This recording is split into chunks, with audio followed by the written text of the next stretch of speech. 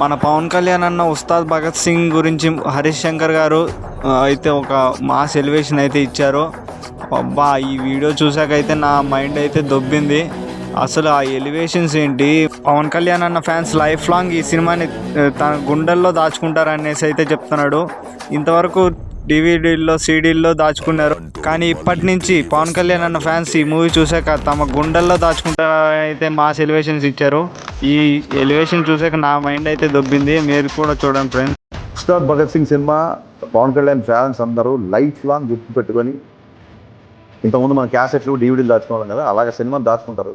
For ever వాళ్ళ లైబ్రరీలో ఉండబోయే cinema repeat చూసే సినిమాలో ఉంటాయి.